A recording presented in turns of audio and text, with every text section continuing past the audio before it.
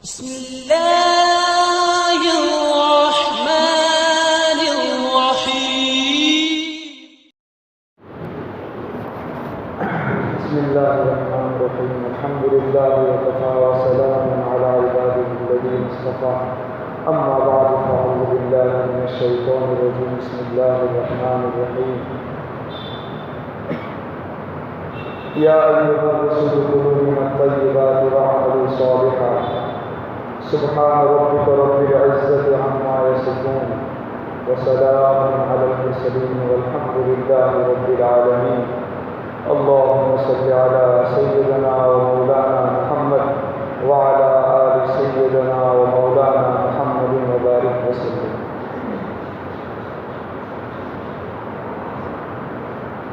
آج کل کاروبار کی شکلیں بدلتی رہتی ہیں. تجارت کے معاملے میں اور کاروبار کے معاملے میں لوگوں کی احتیاطیاں اس قدر بڑھ گئی ہیں جس کی کوئی حد نہیں. لوگ حلال سمجھتے نہیں، حرام سمجھتے نہیں، اور تجارت کی نئی شکلوں کو سن کر اس کی تحقیق کا جذبہ امت سے غالباً مفقود ہو چکا ہے.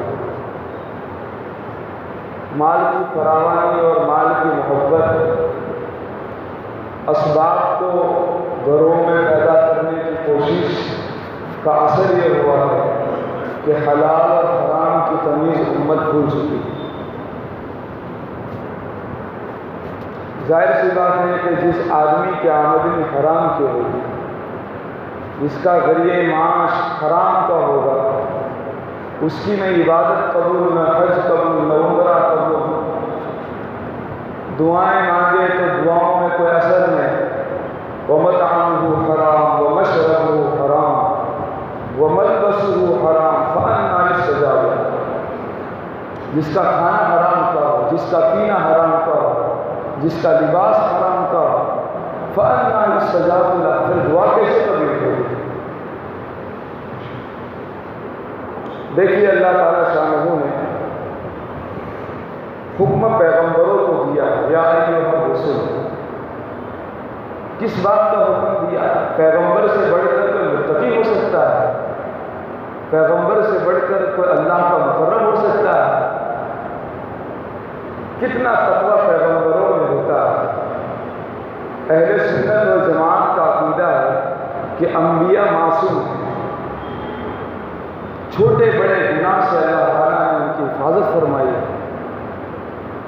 اس کے باوجود اللہ تعالیٰ شانہ نے پیغمبروں کو حکم دیا ہے کہ کلوا من الطیبات، پاکیزہ کھاؤ. پاکیزہ کھاؤ، طیب ماں. قاضی ثناء اللہ پانی پتی رحمۃ اللہ علیہ نے طیب مال کی 3 نشانیاں بتائی. مال طیب یعنی وہ مال کہ جس میں 3 طرح کی رعایت کی جائے وہ مال طیب ہے. وہ کیا 3 چیزیں ہیں؟ فرماتے ہیں نمبر 1، سب سے پہلے وہ مال حلال ہے. حلال کا مطلب کیا ہوتا ہے؟ اس مال کو حاصل کرنے میں اللہ کو ناراض نہ کیا ہو، نمبر 1.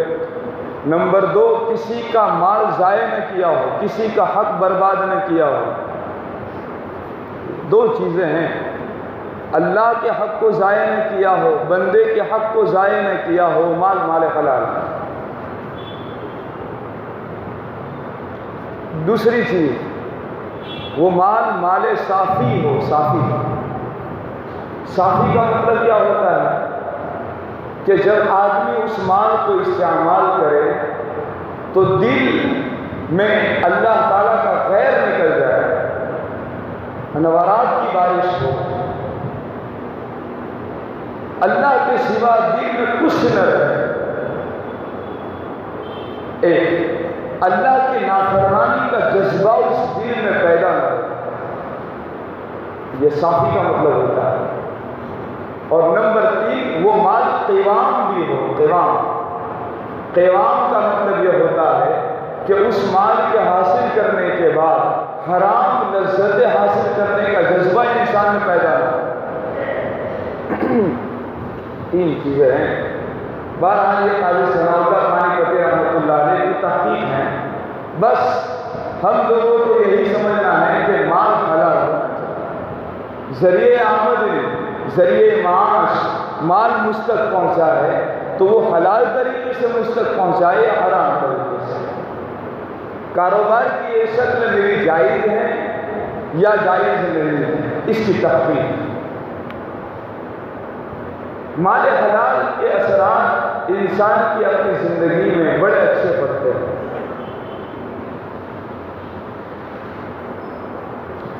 کتابوں میں لکھا ہے کہ دیوبند میں ایک بزرگ تھے جن کا نام تھا شاہ جی اختر کا۔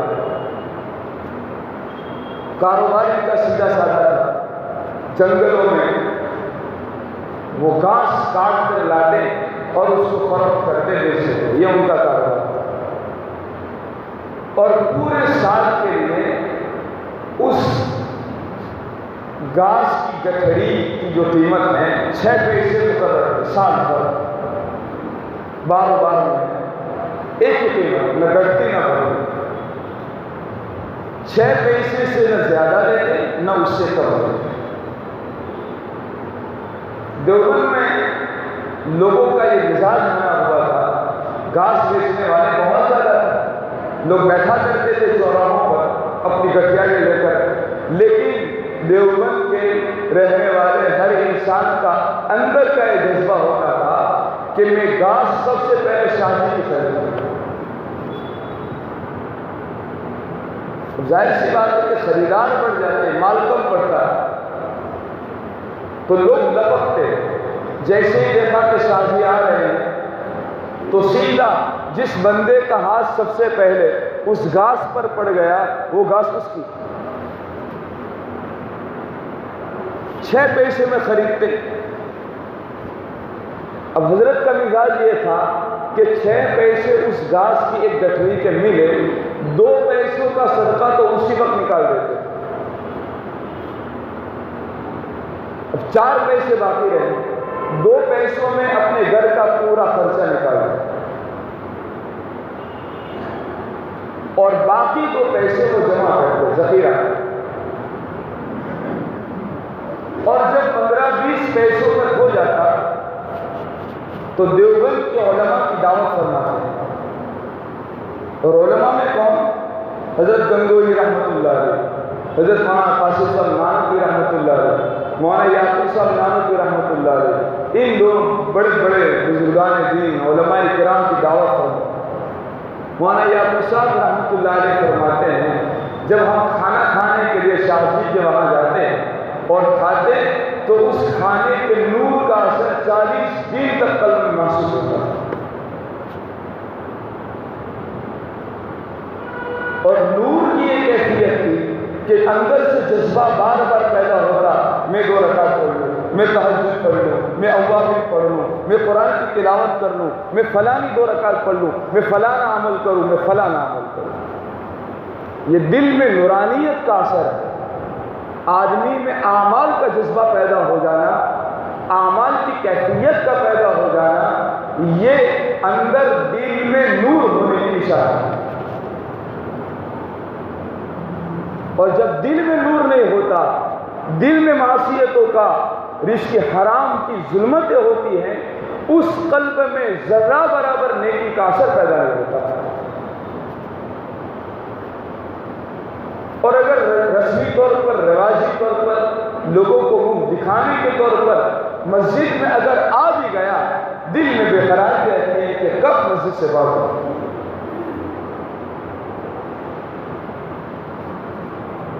کاروبار کی ایسی ایسی شکلیں، میں نے ابھی کچھ دنوں پہلے کسی نے مجھے بتایا کہ لوگ مچھلیوں کا کاروبار کرتے ہیں تالاب پر، اور جی کچھ صورتیں اس وقت مجھے بتائی، میرے ذہن میں نہ رہی، تو میں نے اس صاحب کو کہا کہ بتانے یہ بے، یہ معاملہ کس طرح کا ہے، مجھے سمجھ میں نہیں آتا، اس پر میں کون سی بے کا حکم لگاؤں؟ کوئی تحقیق نہیں، ایک کمپنی والے سے قرار لیا کہ میری زمین ہوگی اور میں اس پر محنت کروں گا، اور اس پر کچھ میرے ذہن بہرحال خاکہ نہیں رہا، دماغ سے نکل گیا، میں نے کہا اس پر کون سا حکم لگائیں؟ میں نے کہا معتبر ایک مفتی صاحب معلوم کیجئے، مجھے تو نہیں لگتا ہے کہ حلال ہے۔ کہا سب معاملہ ہو گیا ہے۔ میں نے کہا بھلے سب ہو گیا ہے، آپ جب تحقیق کے لیے آئے ہیں تو تحقیق پوری کرنی ہے اس کو۔ چنانچہ ایک مفتی صاحب کو بلایا، سارا معاملہ ان کے سامنے رکھا، کہا کہ حرام ہے یہ کاروبار۔ پتہ نہیں بہت ساری اب تو تجارت کی جو شکلیں اس قدر پیچیدہ تر ہو رہی ہیں جس کی کوئی حد نہیں، سمجھ میں بھی نہیں آتی کہ یہ کون سا معاملہ ہم اس کو کریں۔ اس لیے میرے بھائی، جیسا ہم کھائیں گے ویسے اثرات ظاہر ہوں گے، اس لیے ہم اپنی تجارت کو حلال بنانے کی کوشش کریں، حلال بنانے کی کوشش کریں، بھلے تھوڑا کمانا پڑے، بھلے ہماری ضرورتیں مختصر ہو جائیں، لیکن حلال۔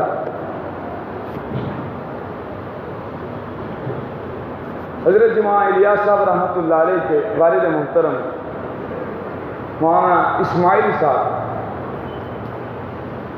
ان کے گھر کے بالکل قریب میں ایک عورت رہتے تھے، چھوٹی چھوٹی بچیاں تھیں، تو حضرت نے معمول بنا دیا تھا کہ وہ 2 پیسے میں دے دیا کروں گا، تو 2 پیسے دے دیے، روزانہ دے دیا کرتے۔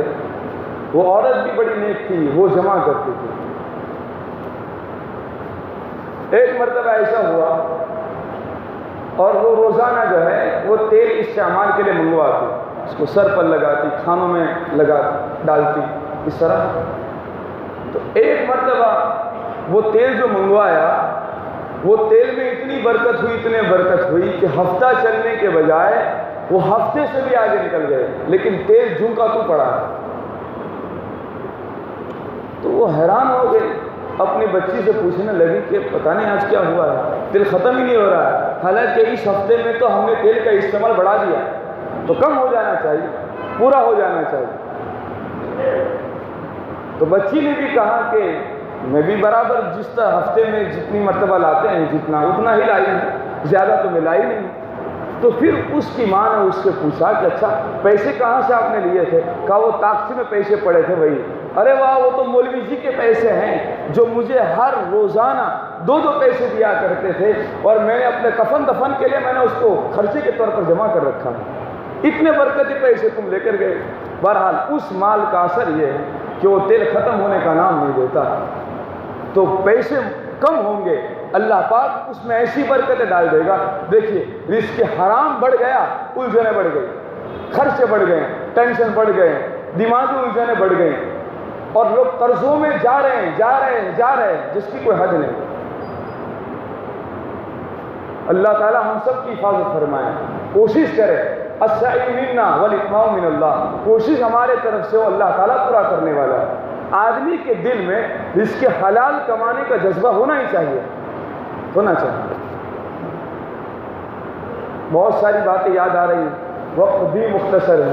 اللہ تعالیٰ ہم سب کو ان باتوں پر عمل کرنے کی توفیق نصیب فرمائے، اور اپنی دعاؤں کا حصہ بنا لیجیے۔ اللہ تعالیٰ سے دعا مانگے کہ اللہ ہمیں حلال پاکیزہ طیب رزق نصیب فرما دیجیے، اور غیر سے اس کی شکلیں بھی پیدا فرما دیجیے، اور اس لائن کی صلاحیت اللہ نصیب فرما دیجیے، کام کی ترتیب سجا دیجیے، اور کام کی شکلیں ہموار فرما کر حلال پاکیزہ رزق حاصل کرنے کے داعیے اور جذبے اپنے فضل خاص سے ہم سب میں اللہ پیدا فرما دے۔ ایسی اپنی انفرادی دعاؤں میں رزق حلال مانگنا چاہیے۔ بتائیے وہ کیا رزق حلال؟ ایسی چیز کہ پیغمبروں کو اللہ تعالیٰ نے حکم دیا، یا ایھا الرسول کلوا من الطیبات، پھر اس کے بعد اس کی جزا واعملوا صالحا، نیک کام کرو۔ یہ رزق حلال کی برکت ہے، آدمی کے اندر پیٹ میں حلال لقمہ جائے گا، قدرتی طور پر اعمال کرنے کا داعیہ اللہ تعالیٰ کی طرف سے پیدا کر دیا۔ اللہ تعالیٰ ہم سب کو ان ٹوٹی پھوٹی باتوں پر عمل کرنے کی توفیق نصیب فرمائے، جن احباب کی سنتیں باقی ہوں وہ سنت ادا کرنے